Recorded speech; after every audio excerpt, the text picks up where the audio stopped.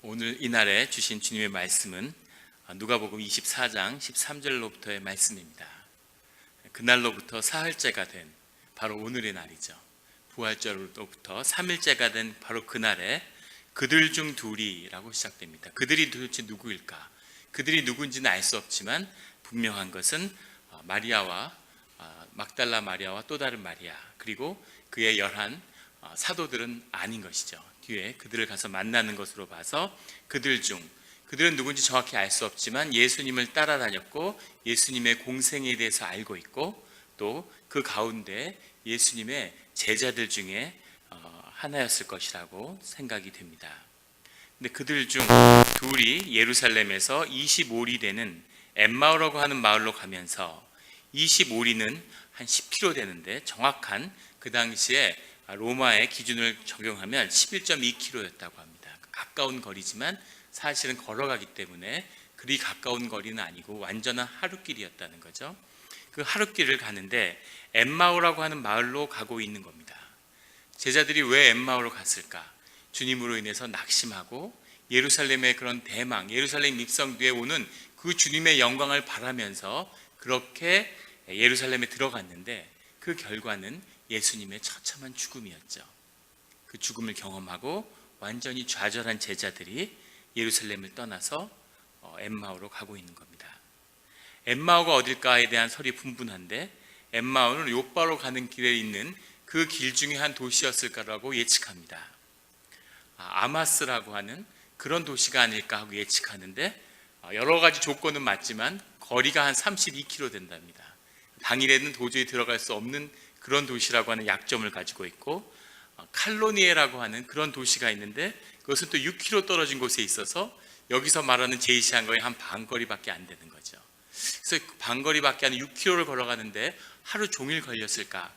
어느 도시일까? 이런 논란은 있습니다. 그런데 정확히 무슨 도시인지 알 수 없는 그 엠마오를 향해 가고 있는 거죠. 그런데 15절에 보면 그들이 서로 이야기하며 문의할 때 예수께서 가까이 이르러 그들과 동행하시나. 처음부터 같이 오셨던 것은 아닌 것 같고 주변에 예수님이 그 두 제자와 함께 하고 있는 거죠. 이 둘은 6월절에 예루살렘에 갔던 것으로 봐서는 한 가족일 수도 있습니다. 부자지간이었거나 부부지간이었을 수도 있죠. 아니면 예수님과 공생애를 쭉 따라와서 예수님을 따라 예루살렘에 입성한 그의 제자들 중에 둘일 수도 있습니다. 근데 이들의 뒤에 나오는 이야기를 들어보면 주님과 공생애를 같이 했고 주님의 제자들이고 가족이든 아니든 주님과 깊이 따라왔던 사람들이라는 것을 알 수 있죠. 근데 그들 중에 예수님이 갑자기 나타났다는 겁니다. 16절에 가면 그들의 눈이 가리워져서 그인 줄 알아보지 못하거늘. 예수님이 같이 가는데 예수님을 보고도 예수님을 알아보지 못했다는 거죠. 놀라운 일입니다. 30절에 가면 예수님이 같이 떡을 떼고 축사하시고 식사한 뒤에는 그들의 눈이 밝아져 그인 줄 알아보았는데 예수님은 그들에게 보이지 아니하시는지라. 예수님을 알았을 때는 예수님이 보이지 않으시고 예수님이 보일 때는 예수님인지 알아보지 못했다는 겁니다. 도대체 어떻게 이런 일이 있을 수가 있을까? 예수님은 어떤 존재로 부활하셨길래 그 제자들의 눈에 보이지 않았던 걸까 하는 거죠. 먼저는 예수님의 입장에서입니다. 예수님의 입장에서 본다면 예수님은 이미 신령한 육신으로 부활하셨다는 것을 우리가 보게 되죠. 그 의미는 예수님이 그 못 박힌 자국, 그 도마에게 찔러보라고 했던 그 창에 찔린 옆구리의 자국, 이 손에 못이 박힌 그 자국을 그대로 가진 그 육신의 형상으로 부활하셨다는 거죠. 그것은 예수님의 육신, 그 공생애 가운데 함께했던 제자들에게 그가 그들과 함께했던 예수님이었다는 사실을 부활해서 하늘 보좌에 앉은 그리스도로서도 제자들에게 증거하셨다는 뜻이 됩니다. 그런데 그렇게 육신을 입은 예수님의 부활이 어떻게 그의 제자들에게 보이지 않을 수가, 알아보지 못할 수가 있냐는 거죠. 예수님은 어느 곳에나 계시고 이제는 더 이상 우리와 같은 이런 죄된 육신에 묶여있는 존재가 아니기 때문에 어느 곳에선지 계실 수 있는 분이라는 것을 우리는 알 수 있죠. 그래서 갑자기 이들과 같이 있었고 쭉 있었는지도 알 수 없습니다. 그리고 예수님을 부르는 곳에 언제든 나타나실 수 있고 함께 하실 수 있는 그런 분이 되셨다는 것을 우리에게 보여주고 계시는 거죠. 그런데 왜 예수님을 알아보지 못했을까, 제자들이? 그것이 신비한 것입니다. 어떻게 제자들은 주님을 알아보지 못했을까요? 여기에는 우리 눈에 관한, 오늘 눈이 가리워져서 눈에 관한 신비가 들어있는 거죠. 우리 신앙에서 가장 중요한 두 가지 신비를 말하라면 하나는 보는 것이고 하나는 듣는 것입니다. 오늘은 보는 것에 관한 이야기죠. 눈이 가리워져서 부활한 예수님을 알아보지 못했다. 공생애 동안 주님과 같이 살았는데 왜 이것을 알아보지 못했을까 하는 거죠. 우리의 눈이라는 것은 두 개가 달려 있습니다. 그렇죠? 눈이 두 개가 달려 있는데 그 눈을 21세기에 이제 뇌과학, 인지과학 이런 것이 발달하면서 가장 발달하고 있는 분이 뇌 중에서도 시각에 관한 것입니다. 어떻게 뇌가 시각을 처리하고 있는지, 이것이 가장 최근에 급속히 발전하는 부분인데 많은 신비한 사실들을 알게 됐는데 그 중에 하나는 우리의 눈이 흑백 카메라라는 거죠. 흑백 카메라인데 이것을 바로 찍는 게 아니라 뒤집어서 반대로 찍고 있다는 겁니다. 두 대의 흑백 카메라가 거꾸로 뒤집힌 영상을 찍어서 우리 뇌에 전송하는 거죠. 그런데 1분에 24장씩 사진을 찍고 있는 겁니다. 1분에 24장, 60초 동안 24장의 흑백 사진을 거꾸로 찍어서 그걸 다시 뒤집은 다음에 왼쪽 카메라가 찍은 사진과 오른쪽 카메라가 찍은 사진을 합성하는 거죠. 얼마나 복잡한 일이겠습니까? 그런데 뇌가 그 일을 처리하는 겁니다. 그러고서는 다시 그 합성한 사진에다가 컬러를 입히는 거죠. 그래서 뇌에 전송해서 뇌가 그것을 인식합니다.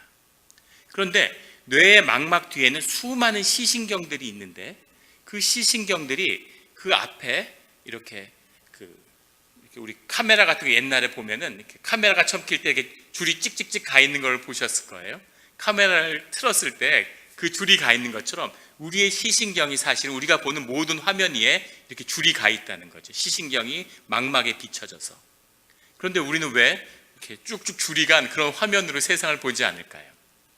더 신비한 건 뇌가 그 시신경들이 쭉 그 망막을 덮고 있는 그 시신경 중에서 어떤 게 밖에서 찍혀서 온 거고 어떤 게 내 몸 안에 있는 건지를 구분해서 그 시신경들의 그 가진 그 이미지 가운데 그 금간 것들을 다 보정해서 제거한다는 거죠.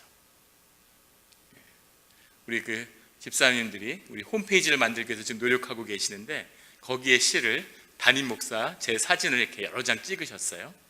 그랬는데 보기에 좀 민망하셨는지 그걸 소위 뽀샵을 하셨습니다. 그래서 얼굴이 이렇게 거무튀튀한데 좀 환하고 밝게 만들고 배도 좀 이렇게 들어가게 만들고 그래서 보기 좋게 이렇게 꾸미는 거죠. 우리 인간들이 컴퓨터를 이용해서 그런 일을 하는데 태초부터 주님이 만든 우리 인간의 몸 안에서는 그런 일을 이미 뽀샵을 내가 하고 있다는 겁니다. 시신경을 다 지우는 거죠. 그런데 그 시신경 밖에 만약에 대나무 숲가에 바람이 부는 광경을 뇌가 보고 있으면 과연 뇌는 시신경 망막 뒤에 있는 그게 시신경인지 아니면 밖에 있는 그 선인지 그걸 어떻게 뇌가 구분할 수 있을까? 그걸 어떻게 구분할 수 있을까요? 뇌가 그걸 구분짓기 위해서 그 안에 있는 시신경을 계속 흔들고 있다는 거죠. 시신경이 흔들리기 때문에 안 흔들리는 건 밖에서 온 이미지고 흔들리는 건 안에 있는 뇌 속에 있는 것이다 하는 것을 몸속에 있는 거라는 걸 뇌가 구분짓는다는 겁니다. 1초에 24장의 흑백 사진을 거꾸로 찍어서 되돌려서 그 두 사진을 합성한 다음에 거기다 칼라를 입히고 그 와중에 흔들리는 시신경들을 다 제거한 다음에 우리가 그걸 인식한다는 거죠. 우리의 뇌는 바깥과 완벽하게 차단되어 있습니다. 그 무엇도 뇌가 바깥을 직접 접촉하는 것이 없죠. 우리 몸에 어떠한 세포도 어떠한 혈관에 어떠한 균도 뇌로 들어갈 수 없죠. 모든 것이 차단되어 있습니다. 그렇기 때문에 뇌종양이 신비인 거죠. 어떻게 균이 뇌로 침입할 수 있었을까? 원래는 못하는 건데 풀리지 않은 미스테리죠. 뇌에 관해서 거의 알 수 없는 겁니다. 뇌에 대한 신비가 끝이 없겠지만 이 눈과 관련돼서 왜 뇌는 이렇게까지 복잡하게 바깥 세계를 인식하는 걸까? 그것이 하나의 미스테리입니다. 또 더 재밌는 건 21초에 60초 동안 24장의 사진을 찍기 때문에 그 24장보다 빨리 움직이는 건 눈으로 봐도 보이지 않는다는 거죠. 그래서 24장 사이에 다른 이미지들을 끼워 넣으면 우리는 이렇게 보는데 전혀 인식할 수 없다는 거죠. 영화를 보여주는데 영화 속에 장렬한 사막의 이미지들을 그 영화의 이미지들 속에 24장 안에 막 삽입해 놓는 겁니다. 그럼 그걸 보고 있으면 우리의 의식은 전혀 그 사진을 봤다는 기억이 없는 거죠. 그런데 우리의 무의식은 그 눈에 비친 모든 것을 인식하기 때문에 너무너무 목이 마른 겁니다. 우리의 무의식은 목이 말라서 물을 한 잔 마셨으면, 그런데 우리의 의식은 왜 목마른지, 왜 물을 마시고 싶은지 전혀 이해할 수 없는 거죠. 그런 복잡한 일이 우리의 뇌 속에서 일어나는 거죠. 우리 몸 속에서. 그것도 신기한 일인데 그 24초보다 먼저 움직인 걸 볼 수 없기 때문에 여러분들이 보신 영화 갬블링에 관한 거, 타짜 이런 거에 보면 손은 눈보다 빠르다는 거죠. 사람들이 왜 도박이나 왜 타짜들에게 속냐면 눈보다 손이 더 빠르기 때문에 사람들은 보는 것을 믿죠. 그래서 눈을 믿기 때문에 손에 속는 거죠. 손이 눈보다 더 빠르기 때문인 겁니다. 그래서 눈에 관한 많은 시험들이 있는데 한 가지 재밌는 시험을 하버드 심리학과에서 한 유명한 실험이 있습니다. 그 교정에서 사람을 안내하는데 한 사람이 이렇게 가고 있어요. 근데 그 옆 사람이 가면서 지도를 펼쳐 보이고 내가 이 건물을 찾고 있는데 이 건물을 어떻게 찾아갑니까? 하고 물어보는 겁니다. 그럼 그 사람이 그 지도를 보면서 건물을 안내하면서 가는 거죠. 가고 있는 동안에 사람이 중간에 확 바꾸는 겁니다. 다른 사람이 계속 옆에 쫓아가고 있어요. 이 사람은 지도를 보고 있죠. 근데 계속 대화를 하고 지도를 보는데 옆 사람이 바뀐지 모르는 겁니다. 그러니까 그 건물에 도착했을 때에는 처음에 출발했던 사람이 3번 바뀌어서 4번째 사람하고 도착해 있는 거죠. 근데 그 3번의 사람이 바뀌는 동안 그 길을 안내하는 사람이 옆 사람이 계속 바뀐다는 걸 인식 못하는 거예요. 왜 못할까요? 그 신경이 온통 지도에 가 있기 때문이죠. 그 지도를 보고 있기 때문에 이게 봐도 사실 이 사람을 봤지만 관심이 없는 거죠. 관심은 온통 지도에 가 있기 때문에.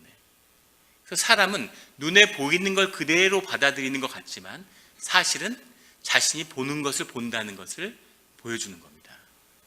그것뿐 아니라 한술 더 떠서 뇌는 어떤 일까지 하냐면 우리가 본 그림을 보는데 또 다른 실험이에요. 하나는 그냥 빛에 있고 하나는 그늘에 있는 겁니다. 둘 중에 어느 게 더 밝을까? 이걸 사람들에게 물어보는 거예요. 어느 게 더 밝을까요? 당연히 볕에 있는 게 밝고 그늘에 있는 게 더 어둡겠죠. 그런데 그 그늘에 있는 거에 숨겨진 조명을 둬서 반대편에서 조명을 그늘에 주고 있는 겁니다. 더 높은 광도가 있는 거죠. 실제로는 그늘에 있는 게 더 밝은 거예요. 말만 그늘에 있을 뿐이지. 조명을 따로 주고 있기 때문에 숨겨진 조명을. 사람들에게 어느 것이 밝은가 하고 물었습니다. 어느 게 밝다고 대답했을까요? 100이면 100, 다 그늘에 있는 게 더 어둡고 빛에 있는 게 더 밝다고 얘기하는 거죠. 선입견 때문이었을까요? 아닙니다. 실제로 사람의 뇌가 그 볕에 있는 거를 더 밝게 받아들인다는 거죠. 그럼 무슨 얘기냐면 뇌에서 사물을 인식했는데 그늘에 있는 게 더 밝은 거예요. 그럼 뇌가 무의식이 알아서 이거 잘못 정보를 처리했구나. 눈이 잘못된 정보를 가지고 왔구나. 이렇게 생각하고 뇌가 그 어두운 곳에 있는 것을 어둡게 만들고 밝은 데 있는 것을 더 밝게 그렇게 이미지를 조작한다는 거죠. 우리가 늘 똑같은 망원경을 쓰고 보는데 사물이 온전하게 보이죠. 삼각형으로 보던 사각형으로 보던 동그라미로 보던 항상 세상은 온전하게 보입니다. 왜 그럴까요? 보이지 않는 부분, 시각이 갖춰져 있는 부분에 있는 이미지를 먼저 봤던 이미지에서 뇌가 찾아서 그것을 보정시켜 주는 거죠. 그래서 늘 우리는 있는 이미지를 그대로 받아들인다는 겁니다. 더 놀라운 건 어떻게 그런 들어온 시각 정보를 뇌가 저장하는가 하는 거죠. 이건 놀라운 신비인데 우리의 뇌가 아무리 뛰어나도 우리가 보는 이 수많은 동영상을 다 저장할 수는 없는 거죠. 근데 뇌는 우리의 시각 정보를 어떻게 처리하냐면 정보로 처리한다는 거죠. 시각의 이미지로 처리하는 게 아니라. 그래서 정보를 처리한 걸 갖고 있다가 거기에 대한 이미지를 우리가 떠올리려고 하면 그 정보를 바탕으로 이미지를 뇌가 다시 구성하는 거죠. 내가 50년 전에 제가 최근에 한 영화를 봤는데 그 영화 속에서 나오는 배우들이 영화를 보고 있는 거예요. 옛날 서부 영화 쉐인이라는 영화, 제가 초등학교도 입학하기 전에 부모님이 보는 영화, 흑백 영화 옆에 앉아서 봤던, 얼마나 그게 강렬했는지. 마지막에 주인공이 떠나가는데 옛날 웨스턴 무비는 영화 끝날 때까지 총 한 방 쏘잖아요. 이탈리아 마카로니 웨스턴이 나온 다음에야 수백 명씩 막 기관총도 쏘듯이 총을 쌍권총으로 장렬했는데, 옛날에는 계속 지루한 얘기가 지루하다가 마지막에 총 한 번 쏘면 끝나는 거죠. 주인공이 떠나갈 때 그 소년이 쉐인하고 외치던 그 기억이 나는데, 그 영화의 모든 장면이 다 떠오르는 거죠. 그럼 내 속에는 거기에 대한 영상 기록들이 기록되어 있었을까? 그게 아니라 거기에 대한 정보만 가지고 있는데, 그 정보를 떠올리는 순간 뇌가 그 모든 영상 정보를 다시 재생해낸다는 거죠. 뇌가 얼마나 위대한 기관인지, 우주와 더불어 하나님이 만드신 가장 신비로운 게 뇌죠. 믿어지지 않을 정도로 놀라운 이런 뇌의 능력입니다. 그래서 과거가 아름다워지는 거죠. 보잘것없는 중국집에서 부부가 금가락지를 고안하면서 결혼을 했는데 60년을 산 거죠. 권사님이 그런 고백을 하는 거예요. 정말 이상한 건 틀림없이 보잘것없는 집이었는데 점점 그 집이 멋있어진다는 거죠. 조명도 멋있고. 그래서 한 30년, 40년, 50년 지나면서 중국집이 아니라 이탈리안 레스토랑이었나? 이런 식으로. 모든 게 너무 고급스러웠어. 색깔이 어떻게 그렇게 고울 수가 있지? 이렇게 되는 거죠. 금가락지가 14K였는데 24K였던가? 색깔이 너무나 퓨어했는데 이렇게 되는 거죠. 과거가 점점 아름답게 변화돼가는. 무슨 말씀을 드리려고 하는 거냐면, 사람들은 다 이렇게 얘기해요. 우리는 보는 것을 믿는다. 보여주기만 하면, 천국을 볼 수만 있으면, 천국을 볼 수만 있으면, 하나님이 한번 나타나 보여주시기만 하면. 어떤 목사님은 예수님 얼굴 한 번만 보여달라고 그렇게 애타게 기도를 했대. 예수님들이 그 성도들 회중의 모습을 보여주셨다는 거예요. 그 안에 내 얼굴이 있다고. 그런데 그것만 보여주면, 내가 볼 수만 있으면. 또 다른 실험에서 통나무를 호숫가에 이렇게 뛰어오르는 겁니다. 뛰어 올렸더니 사람들이 그걸 다 통나무라고 해요. 100이면 100 다 통나무라고 얘기합니다. 똑같은 실험을 영국의 로크네스, 네스호에서 하는 거예요. 네스호에서 검은 통나무를 물에서 뛰어 올린 겁니다. 뭐라고 답했을까요? 100명 중에 절반 이상이 넷이 네스호의 괴물을 봤다고 증언했습니다. 통나무를 봤는데 그게 다 넷이라고 얘기하는 거죠. 뭐냐면, 사람들은 보는 것을 믿고 보는 대로 믿는다고 얘기하지만, 진실은 뭐냐면 자기가 믿는 것을 본다는 거죠. 자기의 믿음대로 보는 겁니다. 자기의 믿음 가운데서 천국을 사는 사람은 천국으로 보이는 거예요.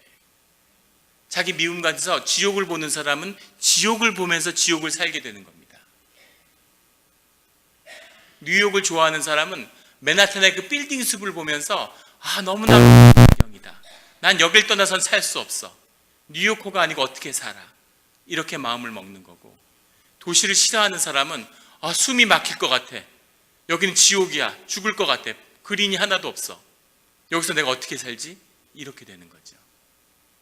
똑같은 모습이 천국도 될 수 있고 지옥도 될 수 있는 그 뇌의 신비, 이것이 영의 신비고 심령의 신비고 우리 시몬의 신비라는 겁니다. 오늘 제자들은 예수님 앞에 섰는데 예수님을 알아보지 못해요. 왜 알아보지 못했을까요? 예수님을 눈으로 보지만 예수님이 이미 돌아가셨기 때문에 예수님일 리가 없어 라고 결론을 가지고 있는 거죠. 그래서 예수님이 계셔도, 부활한 예수님이 옆에 나타나서 말을 걷는데도 이것은 예수님일 리가 없어, 예수님일 리가 없어, 예수님을 보지 못하는 거죠. 주님과 같이 식사를 하면서 떡을 떼면서, 주님이 떡을 뗐던, 아마 오병이어의 기적에 참여할 그 자리에 있었던 제자들이겠죠. 그 떡을 떼면서 축사하시는 모습을 보고 이것은 예수님인데? 그럼 예수님이 정말 부활한 거야? 예수님이 부활한 게 맞아? 하는 순간 내 앞에 계신 분이 예수님이었구나 하고 발견하게 되는 거죠. 그것을 보게 하기 위해서 주님이 제자들에게 나타나셨겠죠. 주를 믿는 자들은, 예수 그리스도와 동행하게 하는 자들은 예수님을 살아서 보는 것입니다. 예수님이 우리의 옆에 계시고 우리의 친구들 가운데, 우리의 이웃들 가운데, 우리 교회 가운데 주님이 함께 하시는 거죠. 어떤 권사님이 오랫동안 신앙생활을 했는데 전도를 계속 하셨다는 거죠. 딸이 절대 교회에 안 나오더라는 겁니다. 똑똑하고 지성이 있고 배우고 그 교회 같은 데 절대 안 가, 이런 거죠. 근데 어머니가 나이가 들고 힘이 드니까 혼자서 외동딸을 키웠는데 딸이 어머니가 의지할 사람이 자기밖에 없다는 걸 아는 거죠. 그래서 그 인간적인 미안한 마음에서 어머니를 부축하고 혹시 쓰러지면 어떡하나, 아프시면 어떡하나, 그래서 주일날 처음으로 어머니를 모시고 이제 교회에 모시고 다니기로 한 거죠. 그래서 교회에 처음 나왔는데 교회에 내리려고 하니까 주차장에서부터 마음에 안 드는 거 투성입니다. 하루 종일 시간을 보냈는데 빨리 집에 가야 되는데 어머니가 남아서 애찬을 하고 그다음에 권사님들하고 어울려서 친교를 나누고 얘기를 하고 쭉 있다가 늦게서야 차에 탄 거죠. 차에서 돌아오는 동안 본인이 교회에서 보고 느낀 거를 그 권사님한테 폭로하는 겁니다. 이 사람들이 정말 신앙인이에요? 이게 정말 교회예요? 제가 보니까 주차장에서부터 싸우던데, 친교실에서도 사람들이 그런 걸 갖고 다투고 양보도 하지 않고 서로 밥 빨리 먹으려고 하고 서로 차 빼려고 그러다가 티격태격하고. 화장실 보셨어요? 화장실 왜 이렇게 더러운지 청소도 안 하나 봐요. 쓰레기도 제대로 안 갖다 버리고, 이 뭐가 이렇고 뭐가 저렇고. 그분 옷 입은 거 보셨어요? 수십 가지 불평을 늘어놓는 거죠. 권사님이 그 말씀을 다 듣더니, 야, 정말 넌 대단하구나. 나는 평생을 교회 다녔는데도 그런 걸 하나도 못 봤는데 넌 처음 나왔는데 어떻게 이렇게 교회에서 많은 걸 봤니? 이렇게 얘기하시더라는 거죠. 우리 마음에 있는 것을 교회 가운데 보는 것입니다. 하나님을, 천국을 보는 사람도 있고 사람들과 갈등과 아픔과 그런 것을 보면서 실망하는 것, 그것은 우리가 눈앞에 보였기 때문에, 그것이 현실이기 때문에 그런 사실이 있어서가 아니라 우리 마음에 무엇을 붙잡는지, 우리 영의 진실이 무엇인지 그것을 우리가 눈으로 보는 것이죠. 이거보다 하나 더 중요한 이야기가 있는데, 이것은 뭐냐면 예수님 왜 그 제자들과 이렇게 오랜 시간 하루 종일 걸어가면서 선지서와 모세의 이야기, 모세오경과 선지서에 나온 얘기, 메시아에 대한 얘기, 구원의 이야기, 이 이야기들을 쭉 다시 해주셨을까 하는 겁니다. 이 제자들이 이 이야기들을 몰랐을까요? 모세오경이나 선지서를 읽지 못했을까요? 다 알고 있었겠죠. 그런데 제자들에게 이 복음서의 이 복음의 이야기를, 이 구원의 이야기를 계속 다 하시면서 왜 이것을 더디 믿었느냐, 선지서에 대한 이 얘기가 나오지 않느냐, 모세오경에 이 말씀이 나오지 않느냐, 이걸 예수님이 다 강해를 해서 풀어주신 거예요. 왜 예수님은 이 공생에서 부활하신 이 사흘째 되는 이 중요한 날, 제자들도 아니고 이 의심하는 두 제자에게 이런 긴 이야기들을 다시 한번 들려주셨을까 하는 거죠. 이것의 중요한 이야기는 뭐냐면 바로 이 말씀과 이 복음의 이야기가 이 제자들이 앞으로 무엇을 보면서 살아야 할지를 결정하는 그 이야기이기 때문입니다. 중요한 것은 어떤 프레임으로 세상을 바라보는가, 더 정확히 얘기하면 나의 삶을 구성하는 내러티브가 무엇인가 하는 거죠. 프레임 티어리라는 게 있습니다. 정치학에서 처음 나온 개념이죠. 구도, 정치는 구도가 중요하다. 어떻게 구도를 잡느냐, 프레임을 어떻게 잡느냐. 코끼리를 보지 마, 이런 책으로 세상에 유명해졌죠. 한번 직접 시험을 해볼까요? 제 눈을 보십시오. 코끼리를 보지 마 그러면 뭘 생각할까요? 머릿속에 바로 코끼리가 생각나는 거죠. 코끼리를 생각하지 마 그러면 코끼리가 생각나고, 코카콜라를 생각하지 마 그러면 코카콜라가 생각나는 거죠. 무엇이 옳고 그른 걸 싸우는 것이 아니라 우리를 지배하고 있는, 우리를 사로잡고 있는 이야기가 무엇인가 하는 거죠. 나는 내 경험입니다. 내 경험은 바뀌지 않아요. 내가 지나온 내 삶, 내가 살아온 내 경험, 나를 만들어 온갖 이야기들, 그 모든 것이 오늘의 나를 만들었습니다. 그 이야기들을, 그 오랜 경험들을 무슨 수로 바꿀 수 있을까요? 중요한 것은 그 경험을 바꿀 수는 없지만 그 경험을 구성하는 내러티브는 바꿀 수 있다는 거죠. 내가 가난한 부모에게서 태어나서 부모 댁도 없고 세상에서 누린 것도 없고 내가 그렇게 똑똑하지도 못하고 집에 돈도 없고 미국에 정말 오고 싶었는데 미국에 오면 정말 아메리칸 드림을 이루는 줄 알았는데 미국에 오니까 가진 고생은 다 하고 안 해본 일이 없고 돈도 그다지 벌리지 못했고 미국에 왔으면 그래도 애들이라도 하나 공부 잘 시킬 줄 알았는데 그런데 애들도 시원찮고 내 인생은 왜 시작부터 지금까지 다 이 모양일까? 그것이 나의 경험이죠. 그런데 그 이야기가 주님을 만났을 때 그 이야기의 구성이 완전히 바뀌는 거죠. 나는 주님을 만나기 위해서 여기까지 왔구나. 주님을 만나서 주님을 내 인생에서 주님인 당을 초청하고 주님을 만나기 위한 내 모든 인생의 경험이 있었구나. 그러면 그 인생의 경험들이 지금의 주님을 만난 사건 속에서 새롭게 재해석되고 재구성되는 거죠. 요셉이 온갖 억울한 일을 다 겪은 다음에 그의 형제들을 만났을 때 마지막에 그런 고백을 하죠. 당신들 때문이 아닙니다. 형들이 자기를 팔아먹었는데 감옥을 살고 노예를 살고 온갖 고생을 다 했는데 정말 돌로 쳐 죽여도 시원치 않을 원수 같은 형제들 앞에서 요셉은 뭐라고 얘기하냐면 저를 이곳에 인도하기 위한 우리 이스라엘의 민족과 가족들을 구원하기 위한 그 큰 주님의 뜻을 위해서 주님이 나를 이렇게 불렀습니다. 주님이 당신들을 세워서 나를 이곳으로 오게 했습니다. 당신들 잘못이 아닙니다. 두려워하지 말고 걱정하지 마세요. 내 모든 삶을 이루어온 것은 주님입니다. 이 고백을 만나는 거죠. 그 고백을 만날 때까지 주님을 만나서 내 인생에 내 삶에 내가 경험할 수 있는 유일한 진실은 하나밖에 없었구나. 그 진실한 이야기의 주인공이 나구나. 남의 인생에 엎여 사는 줄 알았는데 세상에 휩쓸려가는 삶 속에서 살기 위해 아둥바둥 되는 게 인생인 줄 알았는데 그게 아니었구나. 내 삶을 사는 이 긴 이야기 속에서 결국 그 진실을 경험하는 건 나밖에 없었구나. 주님을 만나서 내가 그 삶의 주인공이 된 거구나 라는 것을 경험하게 되는 거죠. 매일 평온하고 아무 일이 없고 좋은 집을 만나고 자식들도 잘 되고 사업도 잘 되고 편안한 삶, 매일 반복되는 안전한 삶, 그런 이야기는 일일 드라마죠. 아침 드라마.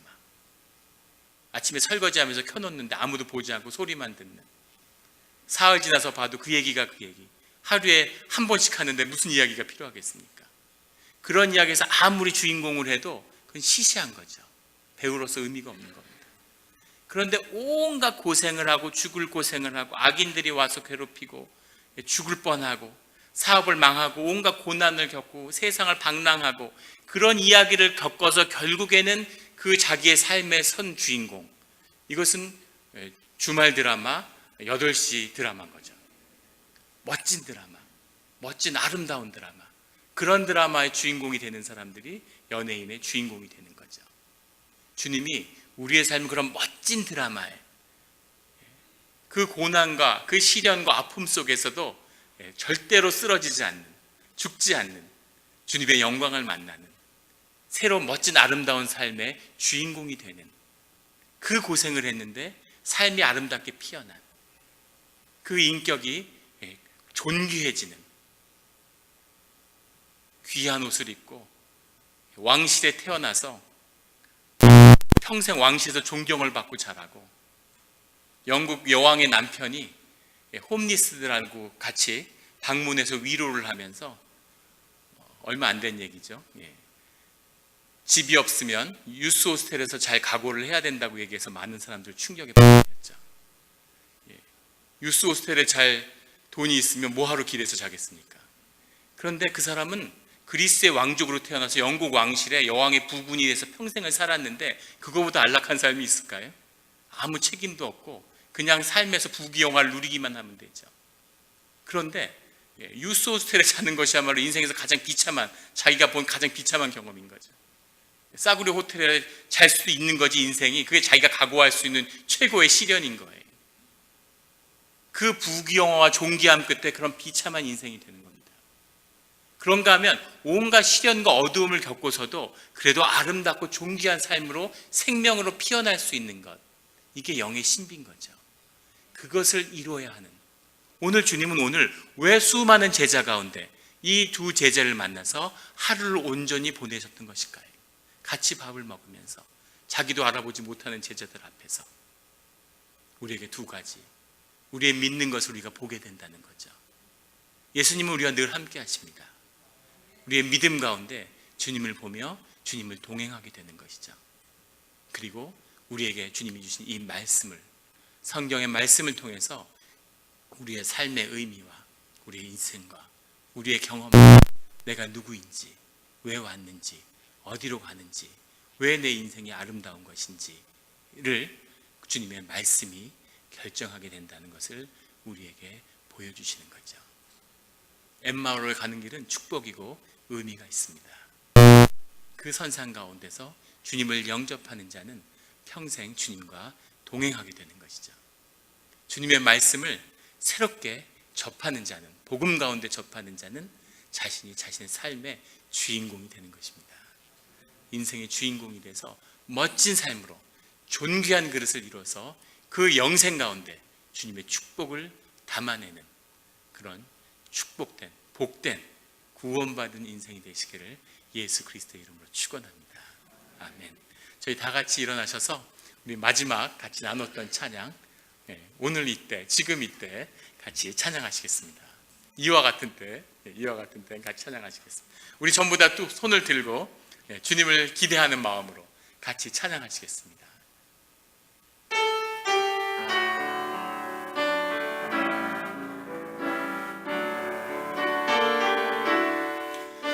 이와 같은 때엔 난 노래하네, 사랑을 노래하네 주님께. 이와 같은 때엔 손 높이 드네, 손 높이 드네 주님께. 주님 사랑해요,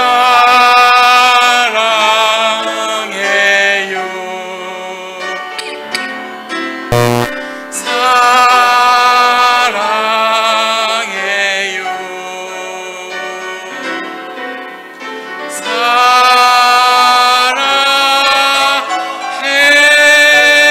사랑해요, 주님 사랑해요. 한 번 더 찬양하겠습니다. 이와 같은 때에 난 노래하네, 사랑을 노래하네 주님께. 이와 같은 때에 난 노래하네, 사랑을 노래 주님께. 주님 사랑해요,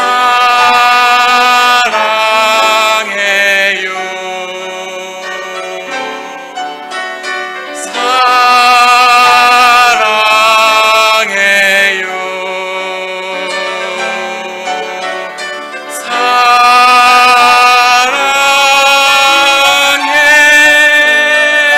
사랑해요, 주님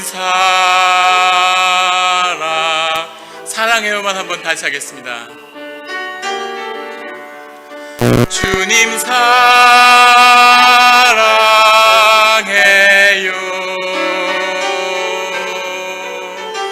사랑해요, 사랑해요,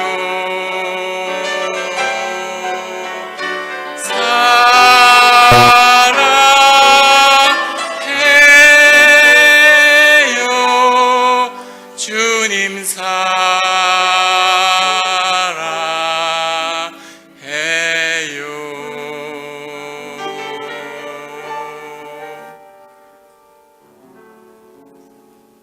기도하시겠습니다. 하나님 아버지 감사합니다. 주님의 귀한 말씀을 주시니 감사합니다. 우리가 눈을 뜨고 있으나 우리가 세상에 속아서 보이는 것을 믿겠다고 하는 그런 어리석음 속에 살았음을 주님 앞에 고백합니다. 우리가 믿는 것을 보는 것임을, 세상 가운데 숨겨진 영의 비밀은 보는 것이 우리의 머리에 마음에 담기는 것이 아니라 우리의 마음에 담긴 것을 눈을 통해 보게 되는 것임을 알려주시니 감사합니다. 주님, 우리에게 말씀을 해주시니 감사합니다. 그 성경의 말씀이 주님의 복음과 예수 그리스도의 십자가와 만날 때 우리의 삶이 구원을 받으며 우리의 고난받은 보잘것없는 인생의 이야기가 멋지고 아름다운 복음의 그 증거와 우리가 증인이 됨을 주님 보여주시니 감사합니다. 증인된 삶을 살게 하여 주시옵소서. 주님의 제자된 삶을 살게 하여 주시옵소서. 주님의 자녀로서 왕의 권세를 누리는 그 삶으로 나아가게 하여 주시옵소서. 감사합니다.